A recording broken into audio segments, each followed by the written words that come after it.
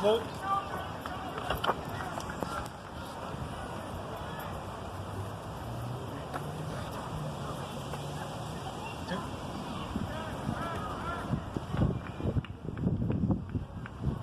Ask Commander Coots or Chaplain Coots, will you please recite an opening prayer?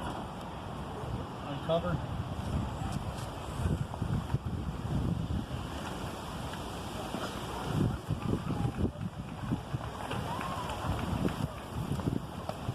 Almighty God, we make an earnest prayer that Thou wilt keep the United States in Thy holy protection.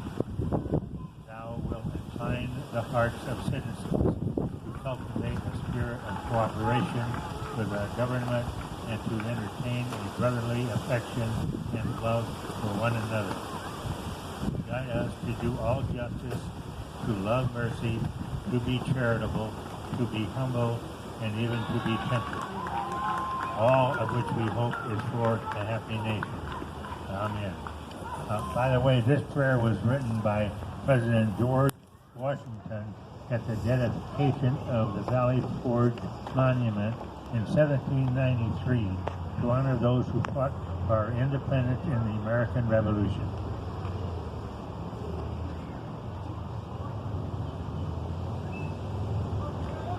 How appropriate. Glenn does his prayer and the sun comes out on him. Will be led by Jerry.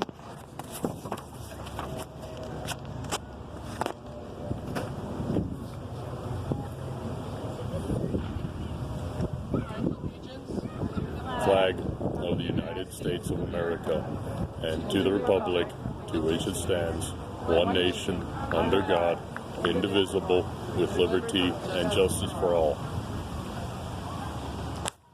Thank you for filling in.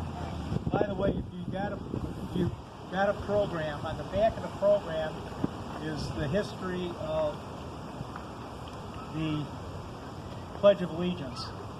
There was 3 changes in the Pledge of Allegiance over the years since it was conceived in 1892. So please read the back after the ceremony. Thank you.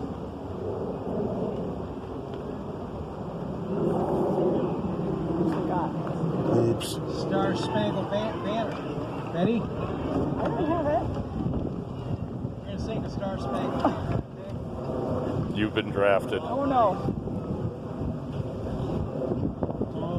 Say, can you see by the dawn's early light, for so proudly we hail at the twilight's last gleaming, whose broad stripes and bright stars through the perilous night, for the ramparts we'd watched were so gallantly streaming, and the rockets' red glare, the bombs bursting in air, gave proof through the night that our flag was still there.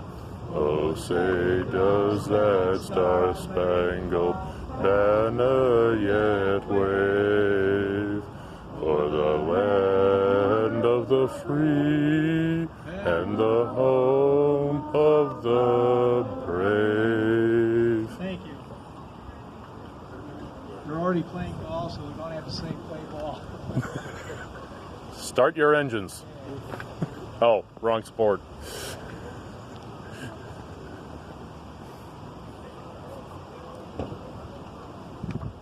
Purpose of the event.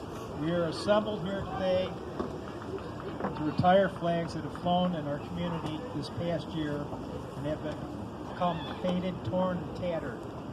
What gives us the right as a group to dispose of these faded, torn, and tattered flags? Yeah, I know. But that's overused, so I'm not worried yet. Title 36, Chapter 10, Section 176, Part K, Patriotic Customs. The flag, when it is in such condition that it is no longer a fitting emblem for display, should be destroyed in a dignified way, preferably by burning. Now bear in mind, over the years we've had people argue with us about flag codes. At any given time, there are 4 different flag codes operating in the United States. One for military and government, one for the general public, and exceptions to the rules. During time of war, they seem to bend the rules a little bit. And we also have international agreements between nations during time of peace. So a typical example would be if you go to the international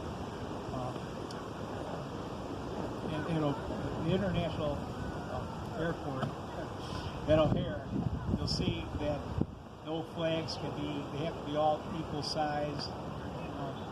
One can't be higher than the other.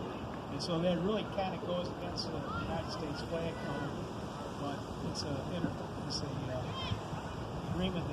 international agreement they settled upon.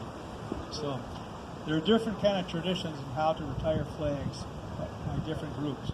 We hope today's event is presented in a dignified and patriotic manner by groups that share a love of country.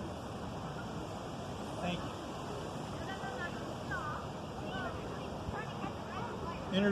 Introduction of participating groups. I think we'll start with we have members of the American Legion here from Post 499 in Deerfield, Illinois, and Post 738 in Deerfield. The auxiliary members from auxiliary unit 738. We have members of the Sons of the American Legion. We have the fire department over there. We have the members of the Park District over there. We have village employees. We have long-lost son over there. Oh, ha ha.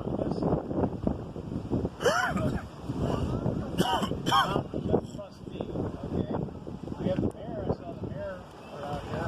Maybe there's her baseball. She's floating around as well. And Boy Scouts from Troop 150 here in Deerfield. Scouts PSA email troop 4150. First email troop in the area. Cub Scouts Pack 450. Cub Scouts Pack 50.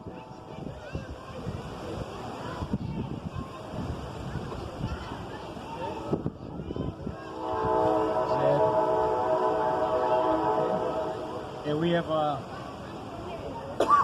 some spouses over there. Spouses of some of our members. The first part of our program, we're going to do a brief history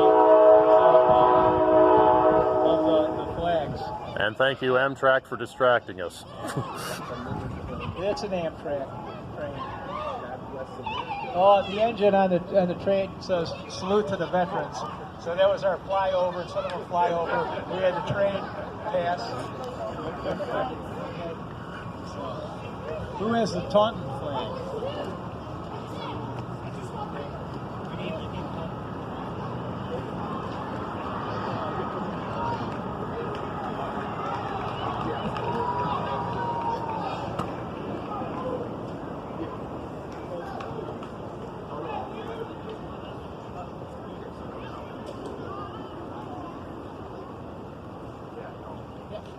In October of 1774, shortly before the start of the American Revolution, the group Sons of Liberty forced those who were still loyal to the British out of the town of Taunton, Massachusetts. As a final act of defiance, a local minister, Reverend Caleb Burnham, suggested take the British red ensign, also referred to as the British Empire flag, and sewing the words Liberty and Union at the bottom. All agreed, and the slightly modified flag was hoisted on a 112-foot pole in the front of the courthouse. Thus, the Taunton flag, or Liberty and Union flag, was born. 200 years later, in 1974, the Taunton flag was made the official town flag of Taunton, Massachusetts. We need this turned up slightly. Yeah. Thank you.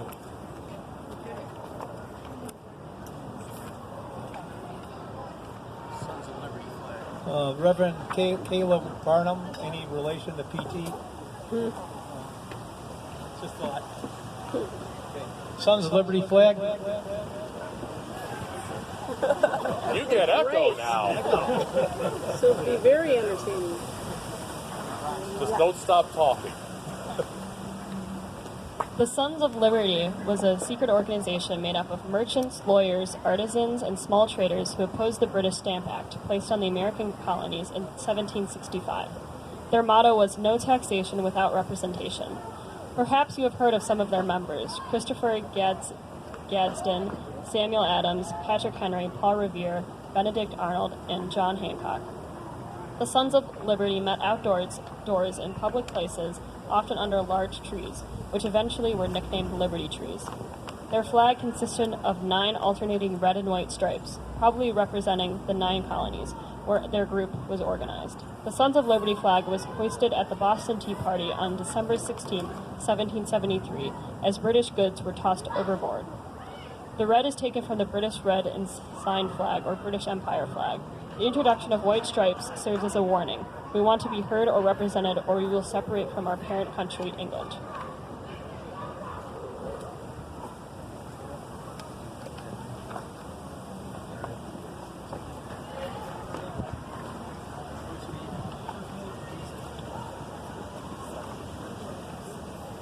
The first Navy Jack. The first Navy Jack dates back to October 13, 1775, and combines 2 early colonial symbols. The snake is taken from Benjamin Franklin's sketch found in the Pennsylvania Gazette, America's first political commentary. During the French and Indian War of 1754, Franklin drew a snake, cut it into 13 pieces, naming each piece after a colony. He warned the colonies to join together as one or be cut up in one piece at a time. The alternating red and white stripes are borrowed from the Sons of Liberty flag from 1765.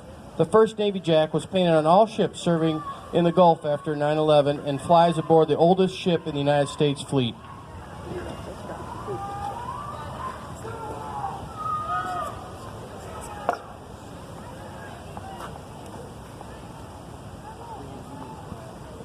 Grand Union flag.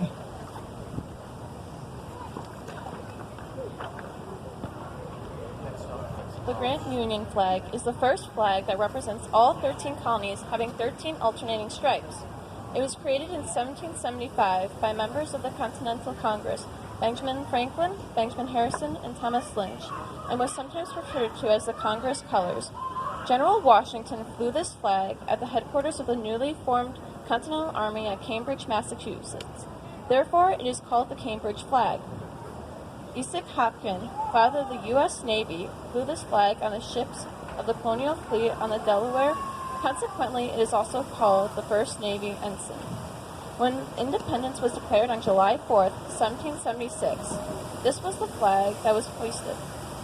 The inclusion of the British Union on this flag represents hope. Many hoped England would soon come to their senses, settle their differences with the colonies, thus making this the flag and independence unnecessary. The Grand Union flag was short-lived, only lasting 2 years. In 1777, the British Union Jack was replaced with stars. The other big problem was this flag is that it is exactly like the flag of the British East Indian Trading Company. The Grand Union flag. Just read there? Okay. Betsy Ross flag.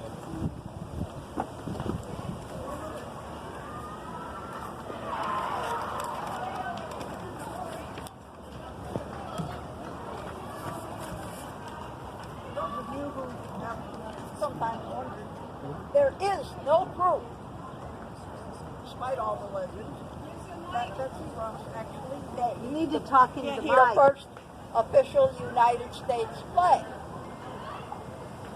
There is proof that in 1776 she lived in Philadelphia, was 25 years old, and was an excellent student. The following year, she was paid by Congress to make flags for the colonial fleet. However, in 1870, her grandson argued before the Pennsylvania Historical Society that a delegation from Congress led by General Washington, Colonel Ross, and Robert Morris had approached Betsy with a rough design for a new flag. She suggested replacing the six-pointed star, which is an English exercise, with a time star, which is a French rule of design. General Washington himself penciled in the changes. The red and white stripes are obviously borrowed from the Sons of Liberty flag and have dual meaning. First, it represents the 13 new states, and secondly, it means that we have separation from England. A notation, the colors red and white in the stripes have no special meaning, according to General Washington. He was asked in 1793 about that. The stars arranged in a circle, as you can see, suggest equality among all of the 13 states. Congress passed a resolution resolved that the flag of the United States be 13 stripes, alternate red and white, that the Union be 13 stars, white in a blue field, representing a new constellation. Since Congress never got around to specifying the shape of the stars or how those stars were to be arranged, there may be almost a dozen versions of the original Stars of the Sun.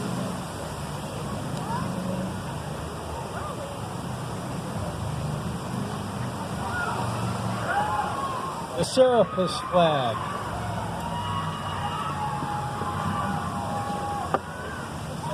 The Serapis flag is a name given to the United States flag flown on the captured British frigate Serapis. It is sometimes called the John Paul Jones flag or the Franklin flag because Benjamin Franklin preferred red, white, and blue stripes. After the Battle of Flamborough Head in 1779, things looked bad for the Americans. They were outmanned, outgunned, the ship was slowly sinking, the United States flag had been shot off the mast and had fallen into the North Sea. When asked if he would like to surrender, Captain John Paul Jones spoke these immortal words: "I have not begun to fight." Now for the rest of the story. After a 3.5-hour long battle, Captain John Paul Jones captured the British frigate Serapis and sailed into the neutral Dutch port at Texel. Flying no flag and being in the captured vessel, the British authorities accused him of being a pirate. The Serapis flag is at the Chicago Historical Society.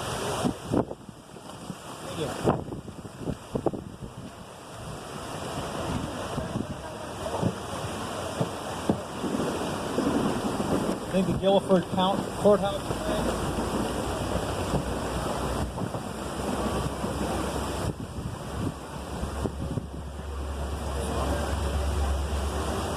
The Guilford Courthouse flag. This flag is famous for being at the Battle of Guilford Courthouse just outside Greensboro, North Carolina in March 1781 during the Revolutionary War. The flag is unusual for several reasons. Note the 8-pointed stars, the red and blue stripes, and the blue stars in a white background, which is the reverse image of our own Stars and Stripes. The Americans, who outnumbered the British 2-1, actually lost that battle, which should have been the end of the story and the significance of this flag. The British, under the command of General Cornwallis, scored a victory but lost 27% of its troops and used up many supplies. Cornwallis made his way back to Yorktown, Virginia, for more supplies and to regroup. General George Washington came down from New York and surrounded Cornwallis with twice as many troops, while the French fleet blocked the harbor, thus blocking any supplies. 7 months after the Battle of Guilford Courthouse on October 19, 1781, Lord Marquis Charles Cornwallis surrendered his sword at Yorktown. So he won the battle, but lost the war. Lost that too. A little Freudian slip there, huh? Okay. The Culpeper Minutemen flag.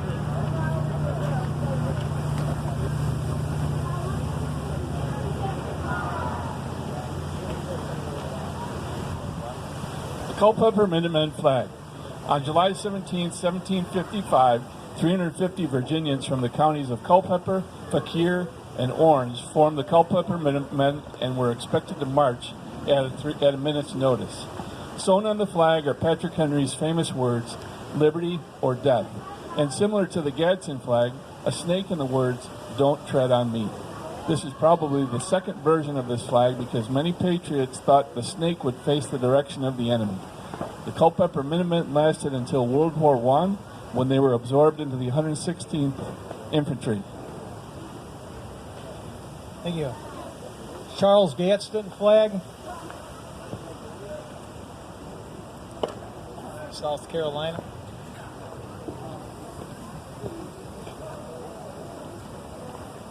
The Gadsden flag is a creation of Christopher Gadsden, delegate to the Second Continental Congress from South Carolina. His design was submitted to the colony for approval on February 9, 1776. The color yellow is an interesting choice of colors for a flag because it is the international symbol of quarantine, thus telling the British to stay away. The snake, her eyes excel the brightness of all other animals because she has no eyelids. She never begins an attack, but once engaged, she never surrenders. Therefore, she is a symbol of true courage and vigilance. The coiled position further indicates she is ready for battle. Coiled snakes can be found on flags in Virginia, Georgia, and Pennsylvania.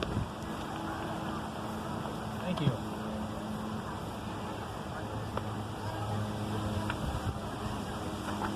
Stars and Stripes, 15 stars.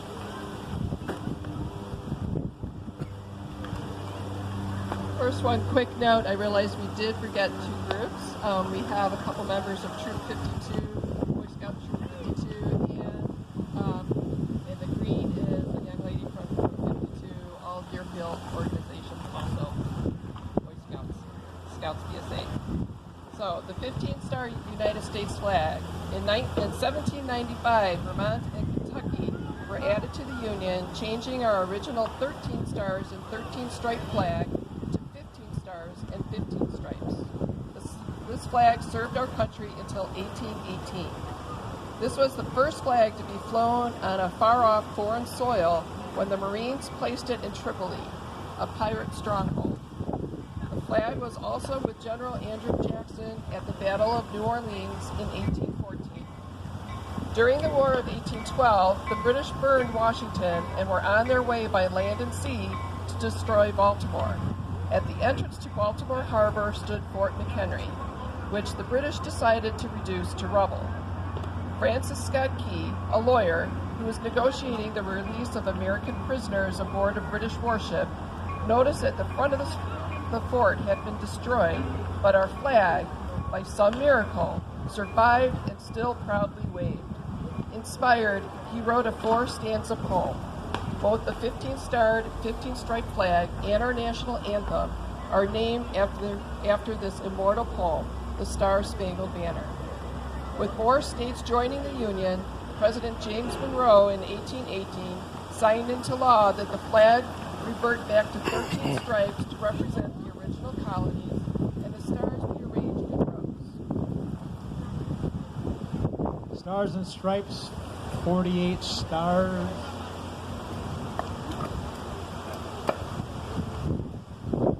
I guess I'm getting old.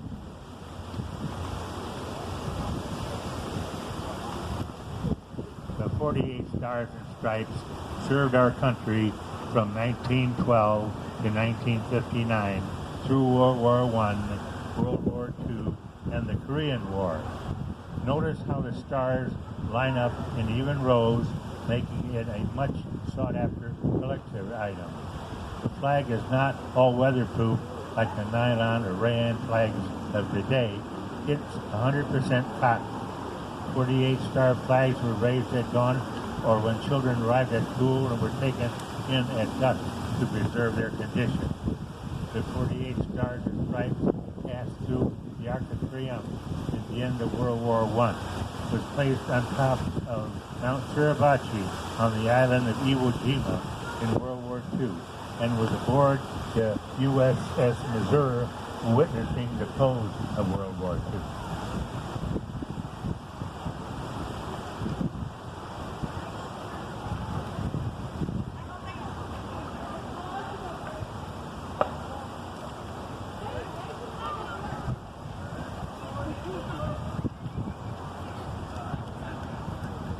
I get to do the 50-star flag. Stars and Stripes, 50 stars. Oh, we got it at the beginning here. It's we on the left there. Did you know what flag that was? Yeah. Bunker Hill. Okay. We got to catch them. Okay. Stars and Stripes, 50 stars. The Stars and Stripes were born on June 14th, 1777, and became the first official flag representing the United States. The 50-star version dates back to 1960 and serves as the oldest version of the Stars and Stripes. George Washington had a very profound and poetic comment about our flag. He said, "We take the stars from heaven, the red from our mother country, separating it by white stripes, thus showing we have separated from her. And the white stripes shall go down to posterity, generation to generation, representing liberty." Congress, also being very specific and very poetic, said the Union be 13 stars, white in a blue field, representing a new constellation. So when one gazes upon our flag, it's like looking up into the heavens or night sky. Our undertakings to establish a new nation is blessed by God, and we are taking our place among the other nations for all to see. Now, when can a territory or a protectorate join the Union? Well, that territory can join at any time, but the star that represents that new state is always added on the following 4th of July. Of all the nations on earth, our flag is the second oldest official national flag that has been in continuous use. Only the Kingdom of Denmark is older. And why should we show respect for the Stars and Stripes? Because it is the oldest flag on earth that represents we the people.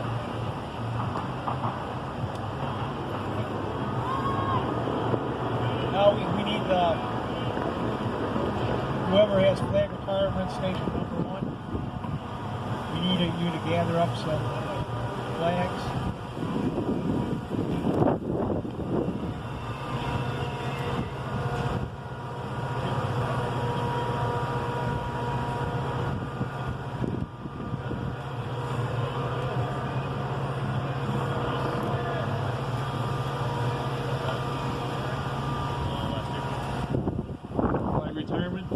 Fire Station number 1. Commander, we have in our possession several flags that are worn, faded, and torn and need to be retired with the respect they deserve. Commander, this particular flag has proudly flown in front of the American Legion Post 738.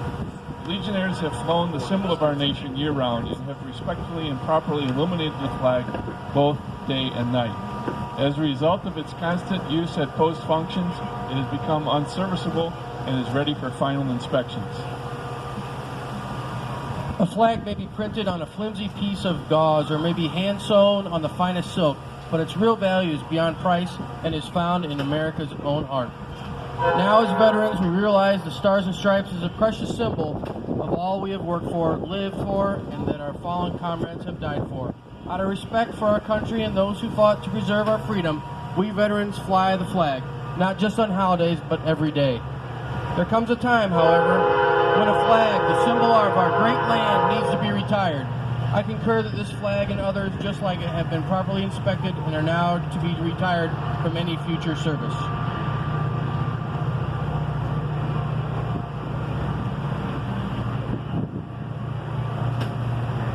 Flag retirement station number 2.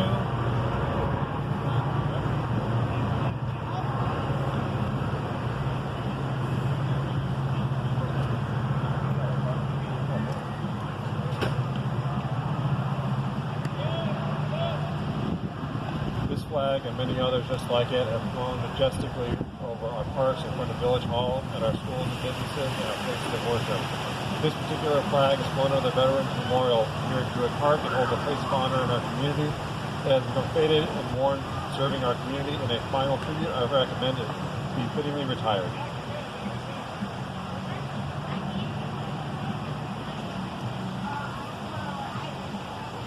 Thoughtful person, as he gazes at Old Glory, does not merely see a piece of cloth flying in the wind, but sees his country's entire history, his fight for independence, his struggle to preserve the American way of life, its hopes, its fears in time of war, its joy in time of peace, its dreams, and all of its greatness as a nation. This flag runs throughout the village and serves the community of Deerfield well, and has added to our nation's greatness. As a final tribute, I certainly concur that it is be fittingly retired.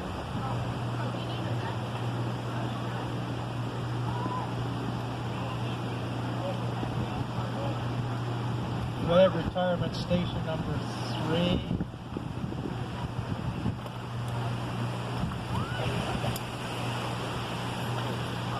Oh, what the heck? You were in the first one.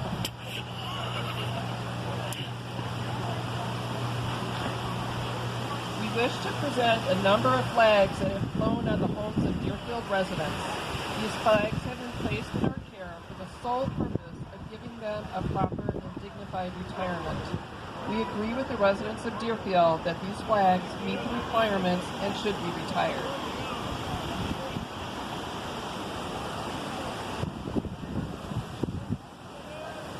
Many older residents remember Pearl Harbor and World War II and have flown the Stars and Stripes continually for many years. Thank you. Many others who started to fly the Stars and Stripes for the first time after the tragic events of 9/11. Thank you. You flew the flag from a flagpole, a bracket, or on the side of your house, all out of tribute, memory, and love for one's country. You are to be commended. I concur that these flags are no longer a fitting emblem for display and are to be retired in a proper and dignified manner.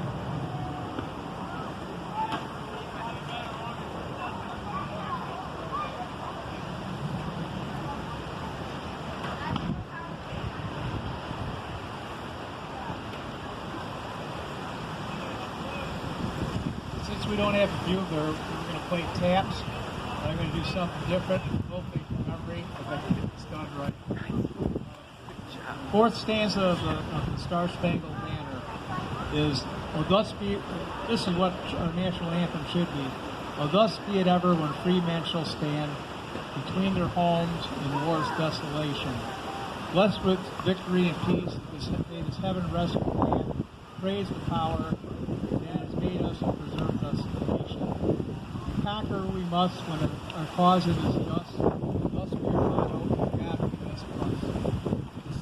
The Star Spangled Banner in triumph doth wave o'er the land of the free and the home of the brave," which I think is a better version of the other first stanza. Okay. Closing prayer.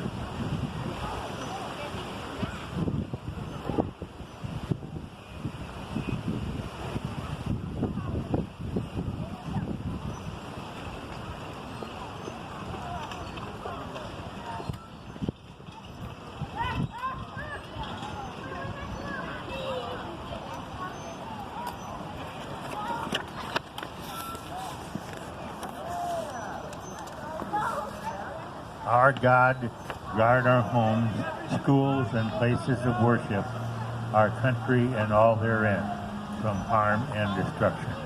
Preserve the integrity of this nation, founded on religious principles, by protecting it all from enemies, foreign or domestic. Protect the members of the armed forces on active duty and look after those who have fallen in defense of our country. Amen.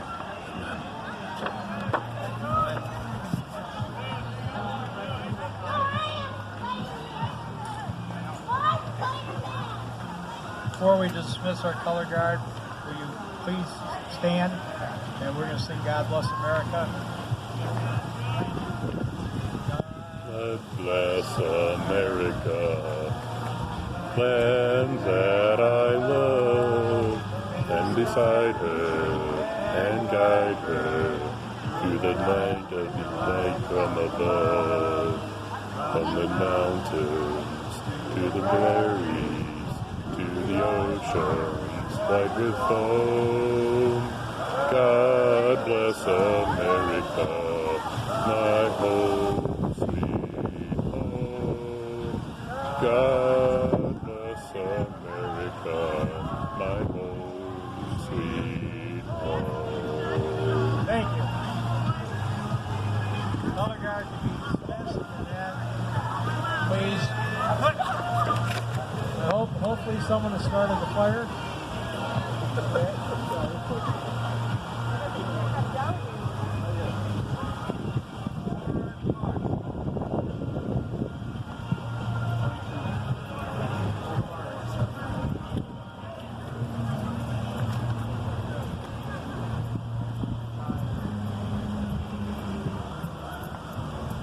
All dismissed.